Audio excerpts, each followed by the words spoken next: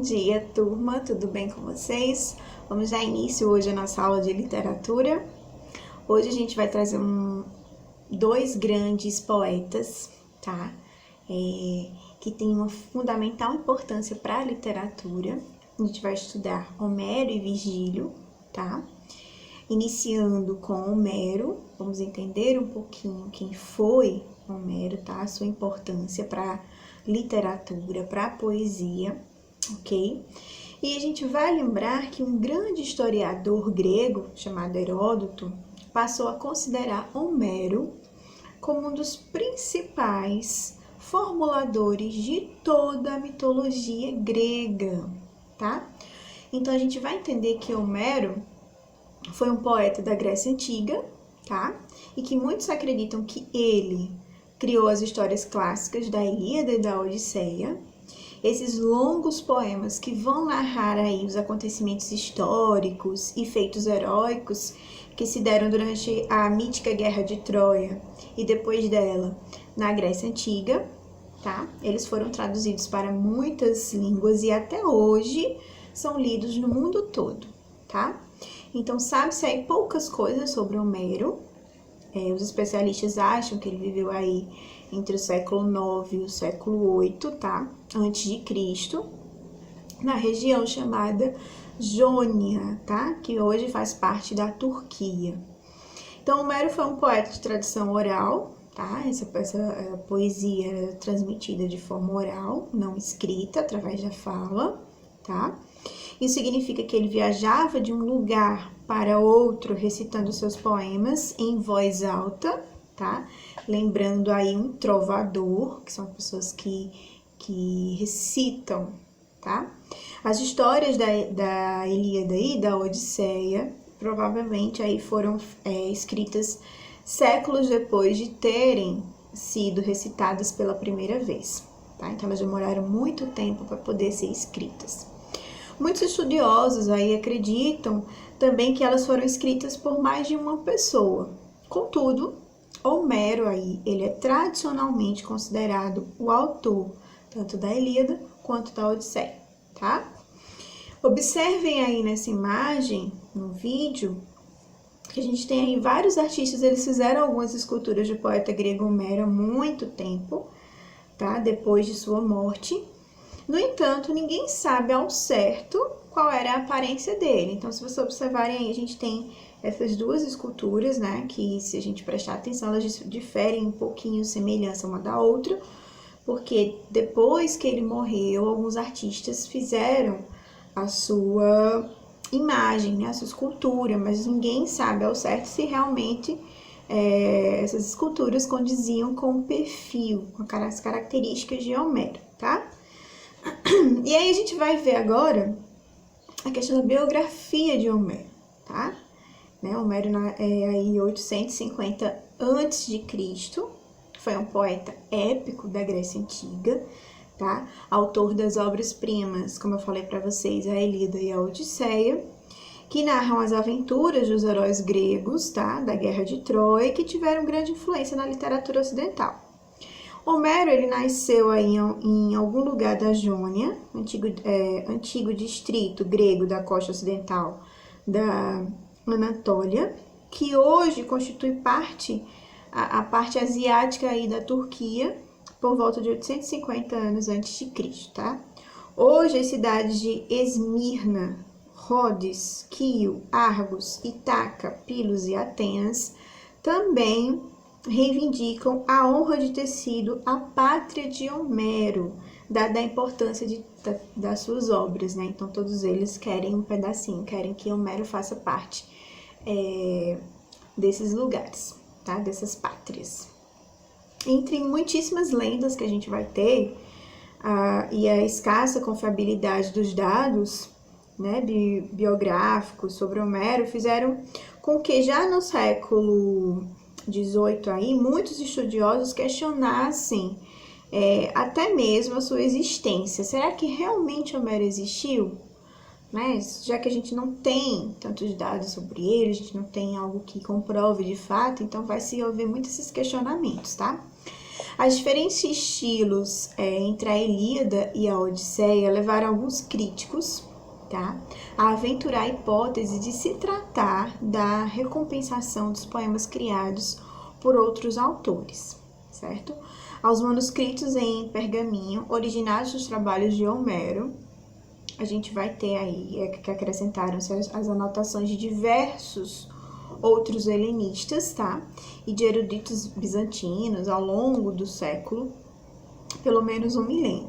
Entre 1821 e 1960, foram encontrados no Egito centenas de papiros com descrições dos poemas. Então, Homero viveu aí no século IX, como eu falei para vocês, antes de Cristo, e não foi testemunha dos fatos ocorridos na Guerra de Troia, que se passou aí entre os séculos aí 13, né, e o século 12 antes de Cristo, aproveitando a tradição oral do povo, que jamais esqueceu essa guerra, e sem se preocupar com a verdade histórica, Homero transformou aí a história em um poema épico, tá? O ponto de maior concordância dos estudiosos é que a Ilíada foi uma obra da juventude de Homero e precedeu aí a Odisseia, que teria sido escrita já na sua velhice, como complemento da primeira ampliação da sua perspectiva. Segundo a tradição, Homero, já cego, teria passado aí os últimos anos de sua vida vagando e cantando seus versos pelas ruas da cidade de Ilos, na Grécia, onde faleceu. Tá? Então, a gente vai agora para a análise da obra de Homero, tá? A gente vai ter aí o grande poema épico, que é chamado aí de Ilíada, composto de 24 contos, mais de 15.000 versos, narra um dos episódios da Guerra de Troia, tá? Travada entre os gregos e troianos. A Ilíada é uma palavra derivada de Ilion, nome grego de Troia, cidade onde se erguia o fabuloso palácio do Príamo, e um dos mais ricos centros da época, despertando a cobiça dos vizinhos, tá? Os principais personagens aí do lado dos gregos são Aquiles, Agamenon, Menelau, Ulisses, Ajás e Diomedes, tá? E do lado dos troianos a gente vai ter Heitor, Príamo, Écuba, Andrógoma e Helena, tá?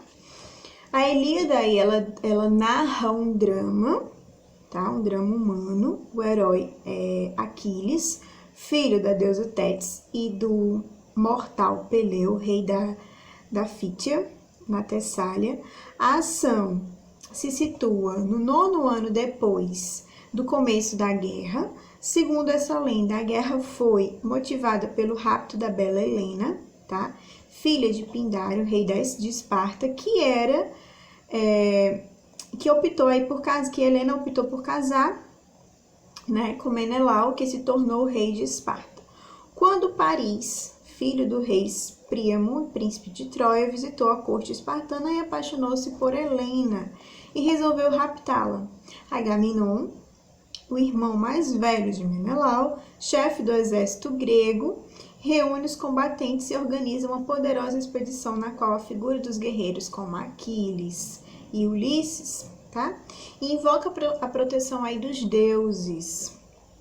Jura conquistar o palácio de Príamo e atravessa o mar, porque Troia estava na península hoje ocupada pela Turquia, tá? Então, vários combates foram realizados para conquistar Troia e recuperar Helena. É constante a participação aí nessa obra dos deuses olímpicos, nos episódios aí da guerra, e os heróis são verdadeiros semideuses, tá?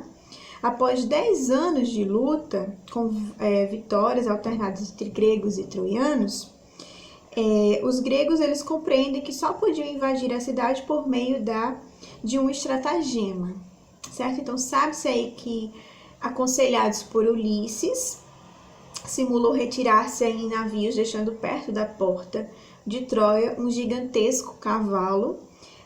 Os troianos introduzem na cidade um estranho presente e, ao cair da noite, Os soldados saem de seu esconderijo e abrem as portas da cidade para a invasão de um grande número de soldados, tá? E aí Troia, ela foi invadida e incendiada, tá? E Helena reconduzida a Esparta. Até hoje, a expressão presente de grego, tá? Faz referência a esse episódio do cavalo de Troia.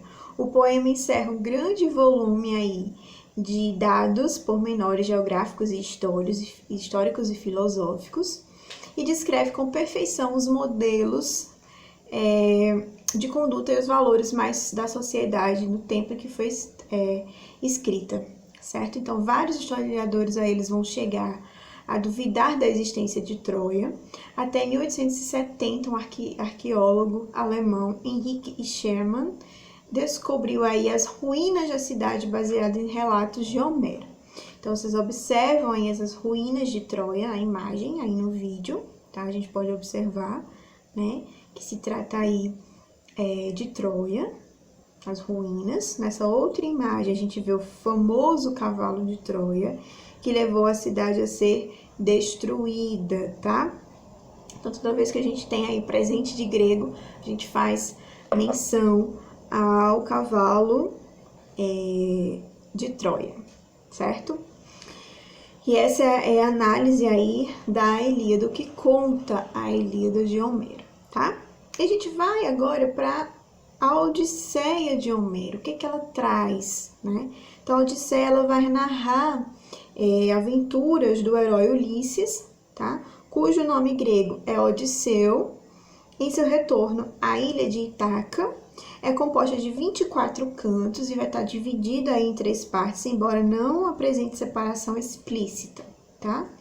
A primeira parte, que abrange os cantos 1 e 4, trata-se do Telemaco, filho de Ulisses, e Penélope.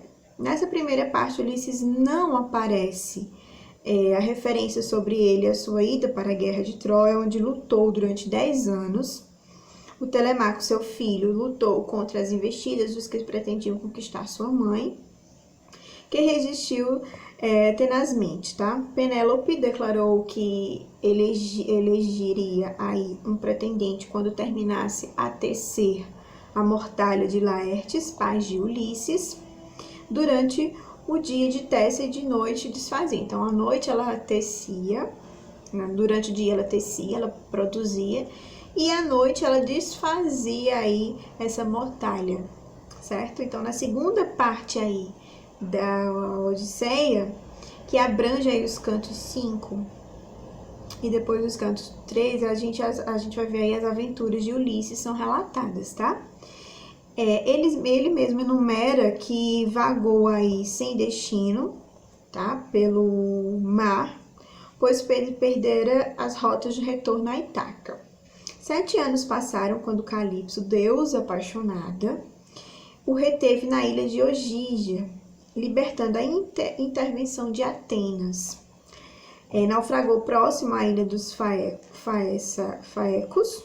Até a terceira parte da Odisseia, ela relata a vingança aí de Ulisses, que volta a Ítaca após 20 anos, disfarçado de mendigo, e mistura-se aí entre os povos, tá?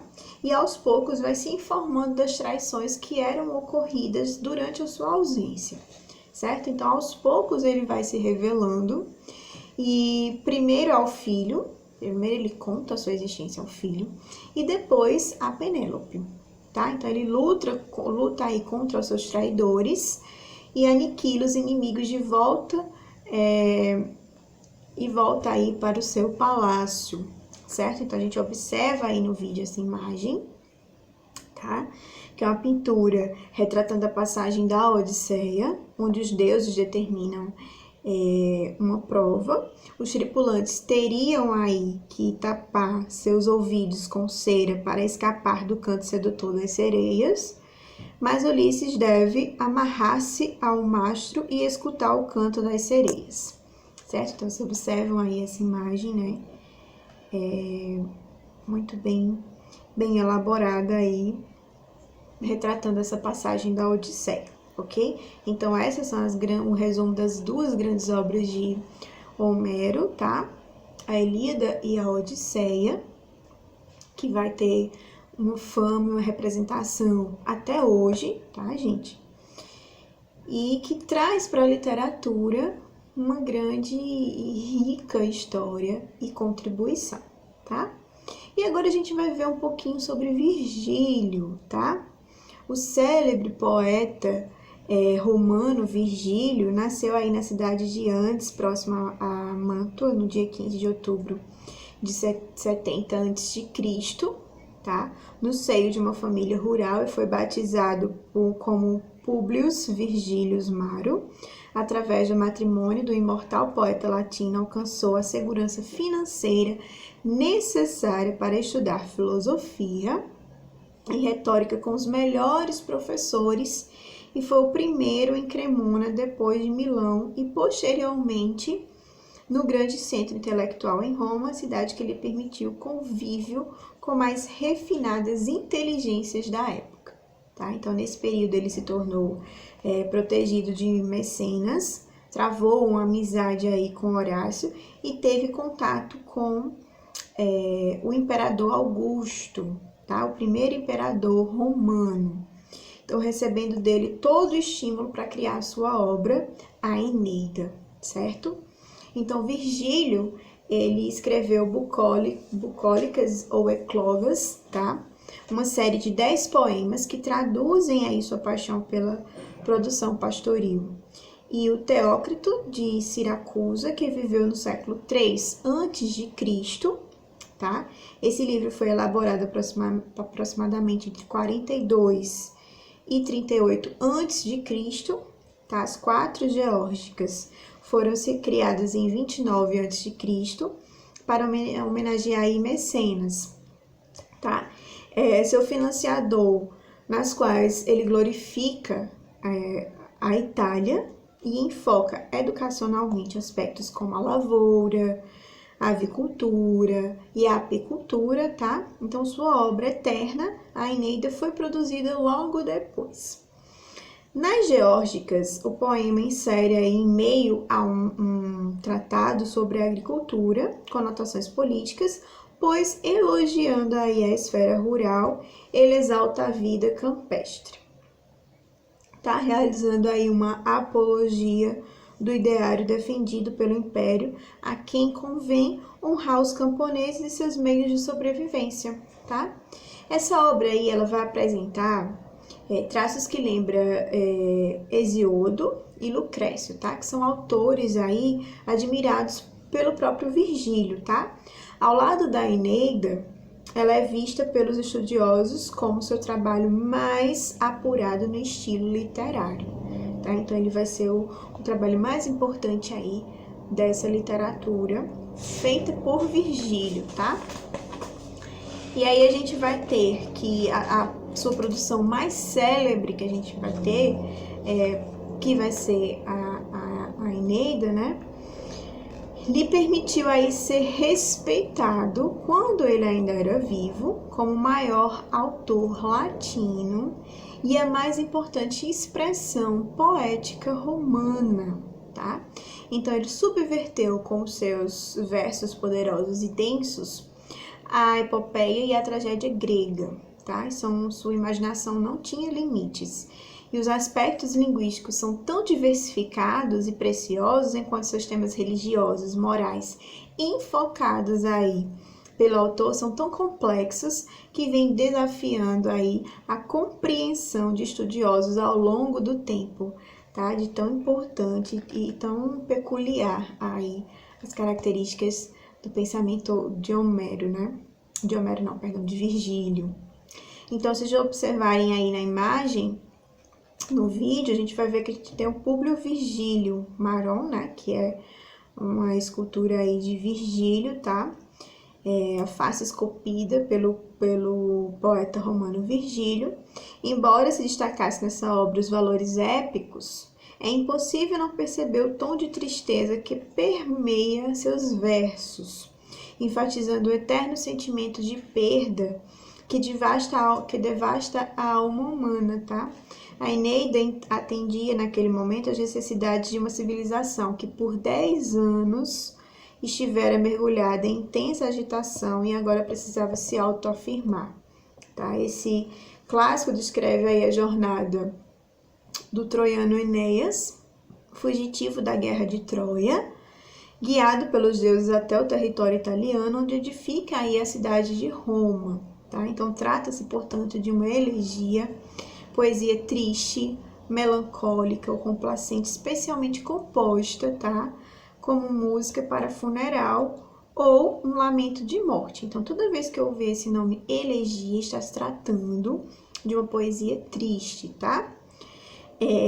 Então, ela foi criada aí ao imperador Augusto, pois a sua obra confere aos romanos uma linha de antepassados essencialmente latinos, ao mesmo tempo em que eles destacam a procedência divina, tá, gente? Então, sua obra aí ficou incompleta, tá? Pois ele morreu, o Virgílio, poeta, morreu antes de afeiçoá-lo ainda mais, antes de trabalhar, mas ela não deu tempo porque ele morre.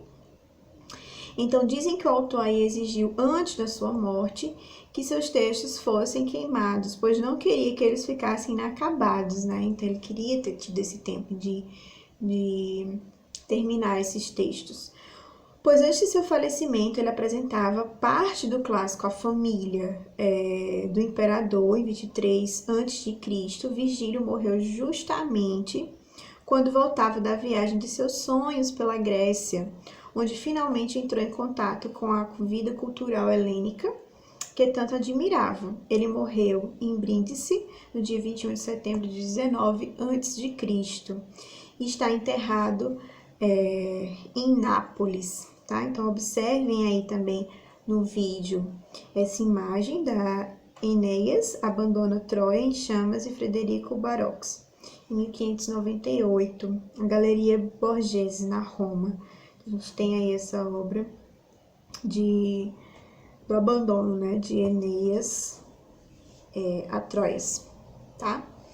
Então, é importante a gente entender um pouquinho sobre esses dois grandes nomes da literatura, tá? Pra gente poder entender essas histórias, entender como que se fundamenta, tá? É muito importante para a construção da literatura, é importante que a gente discuta e trabalhe um pouquinho sobre elas. Então, vocês têm aí algumas questões para vocês responderem durante a aula e me enviar, tá bom? Caso não dê tempo, vocês têm até às 5 da tarde para estar enviando para mim, tá ok? Então, qualquer dúvida que vocês tenham sobre esse conteúdo, eu estou disponível, é só me procurar, tá bom? Então, nós terminamos aqui a nossa aula.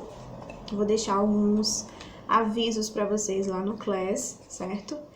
E a gente se vê semana que vem. Desejo um bom fim de semana, que todos vocês se cuidem e fiquem bem para estarmos aí ativos para a próxima semana, né? Então, um beijinho e até lá!